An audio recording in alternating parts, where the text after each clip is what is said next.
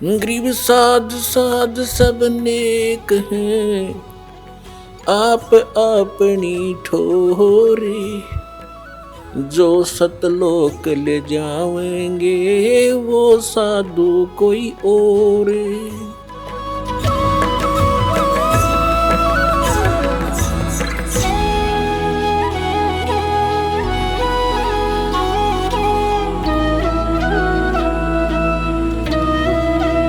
सतगुरुदेव की जय। तो करो तो हो बावड़ू, दूर दूर करो तो जाऊं। जो राखो तो ही रहूं, जो देव सो खाऊं। परम पिता परमात्मा पूर्ण ब्रह्म सर्व सृष्टि रचनहार कबीर परमेश्वर जी की असीम रजा से आप सभी पुण्यात्मा ये सत्संग सुनने के लिए उपस्थित हुए। सौभाग्य आपका, परमेश्वर ने आपको इतना समय परमात्मा की चर्चा सुनने के लिए दिया। परमेश्वर कबीर जी ये हमारे सभी के पिता हैं, हमारे जनक हैं, हमें उत्पन्न करने वाले हैं। और हम यहाँ आगे इस काल के जाल में, काल के लोक में हमसे बड़ी भारी भूल बनी और अपने किए का दंड आज तक हम भोग रहे हैं। अपने पैर पे हमने स्वयं कुहाड़ा मार रखा है। अब वो दयालु परमात्मा हमारे लिए भटक रहे हैं, यहाँ आते हैं, अपना ज्ञान कराना चाहते हैं, हमें ये बताना चाहते हैं कि आप यहाँ के वासी नहीं हो, ये लोक ठीक नहीं है, यहाँ आप स्थायी नहीं हो। लेकिन आप जी ने इसका कोई विकल्प नजर आया नहीं।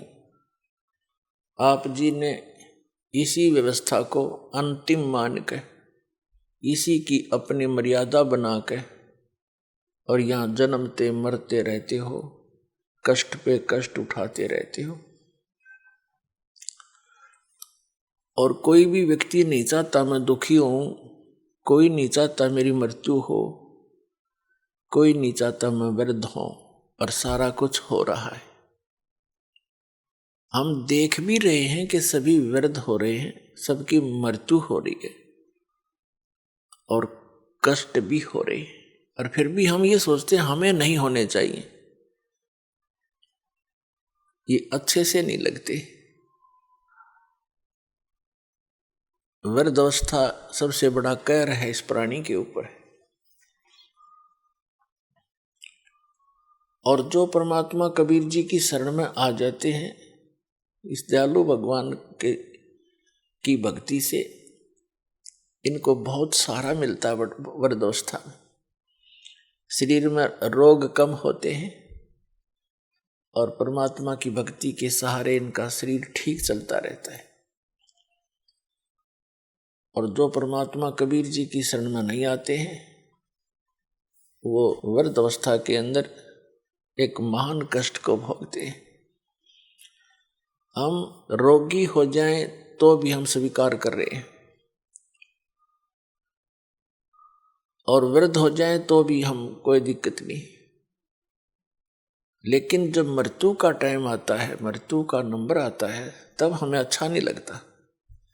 क्योंकि मुश्किल से सारा जीवन लग के तो एक परिवार बनाया, फिर एक घर बनाया, करीब चालन की तैयारी होगी।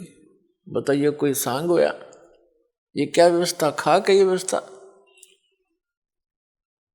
और ये पता है ये कंपलसरी होगा। तो इसका कारण क्या है? हम चाहे कितने दुखी हैं, मृत्यु नहीं चाहते। क्यों नहीं चाहते? क्योंकि ये कोई बढ़िया बात थोड़ी है, सारा जीवन ये जोड़ जाड़ कर बनावा सेटिंग सी करें, इतना मृत्यु हो जाती है।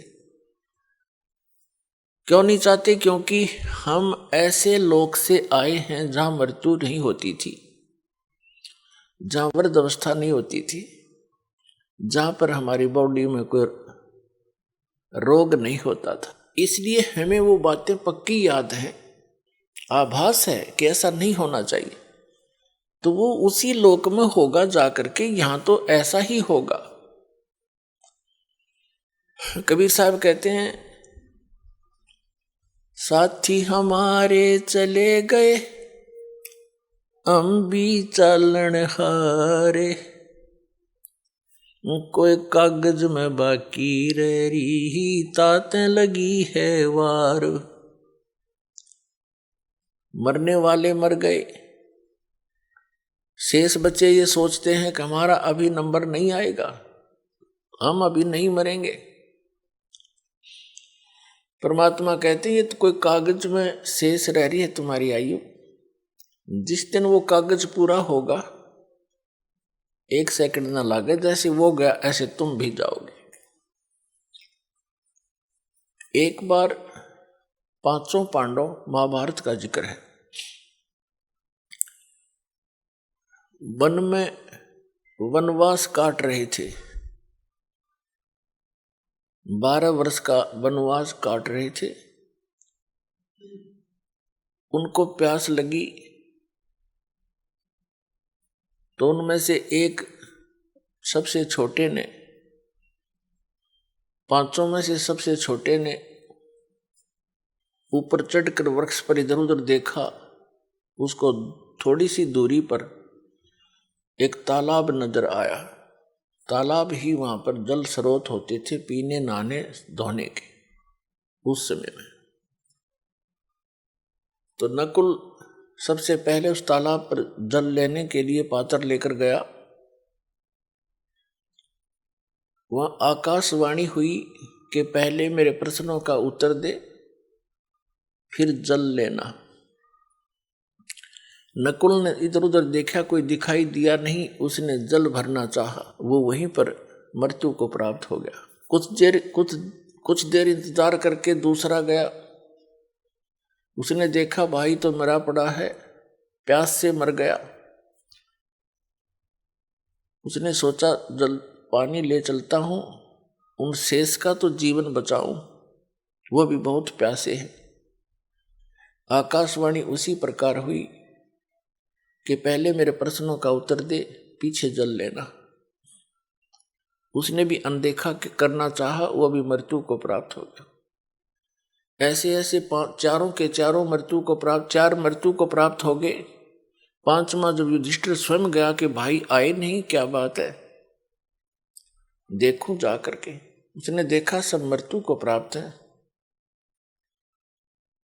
उसने सोचा ये तो प्यास से मर गए, मरूंगा मैं भी, जल तो पी लूं, ये शौक तो हो ही गया।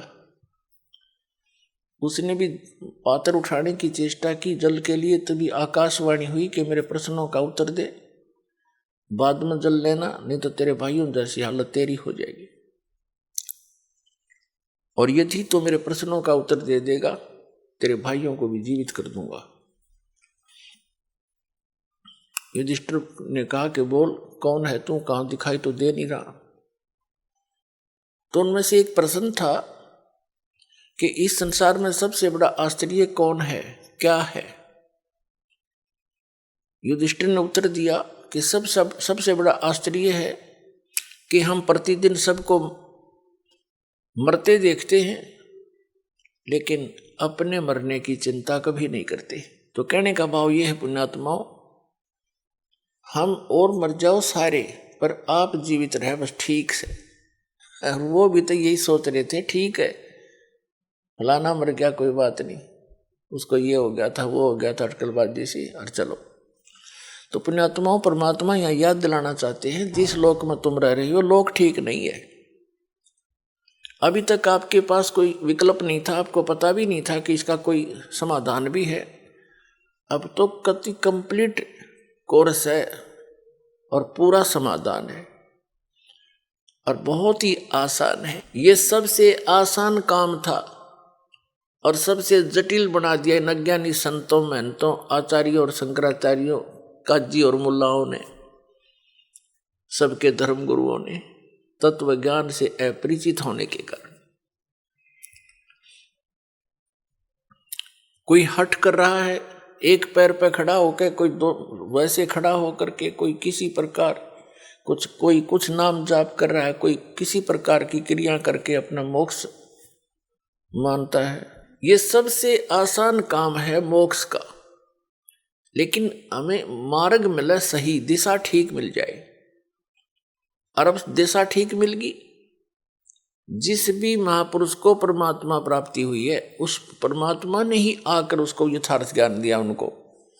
उनमें से कौन कौन है? आदरणीय धर्मदास साहिब जी, आदरणीय मुल्कदास साहिब जी, आदरणीय नानक देव साहिब जी, आदरणीय दादू दास साहिब जी, आदरणीय गरीबदास साहिब जी, गांव छुड़ानी, जिला झज्जर वाले, आदरणीय गीसा दास जी साहिब जी, गांव खेखड़ा, जिला मेरठ, उत्तर प्रदेश वाले। ये महापुरुष हैं जिनको भगवान स्वयं आकर मिले और उस स्थान पर ले गए जहां वो सुख इस जीव को हो सकता है। और वहां अन्य जो प्राणी हैं, पहले के भक्त हैं, वहां वो कितने सुखी हैं। वह कभी वृद्धावस्था नहीं होती, कभी मरते नहीं, किसी चीज का अभाव नहीं, ऐसा सुंदर शरीर है उनका, उसमें कोई रोग नहीं।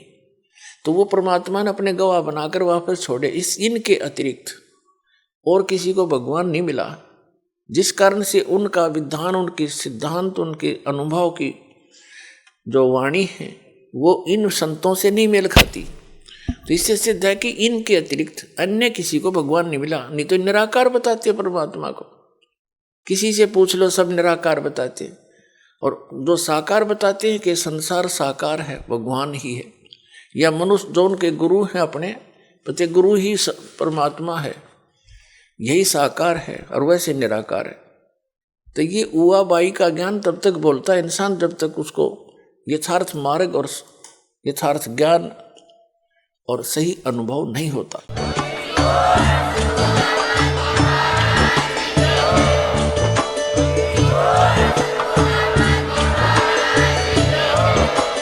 आप सुन रहे थे जगत गुरु तत्वदर्शी संत रामपाल जी महाराज जी के मंगल प्रवचन। अधिक जानकारी के लिए विजिट कीजिए हमारी वेबसाइट www.jagatgururampalji.org। संत रामपाल जी महाराज जी के शुभ आशीर्वाद से पूरे विश्व भर में 500 से भी ज्यादा नाम दीक्षा केंद्र हैं, जिन पर संत रामपाल जी महाराज जी द्वारा ऑनलाइन निशुल्क नाम दीक्षा दी जा रही है। अपने नजदीकी नाम दीक्षा केंद्र का पता करने के लिए संपर्क करें 8222880541।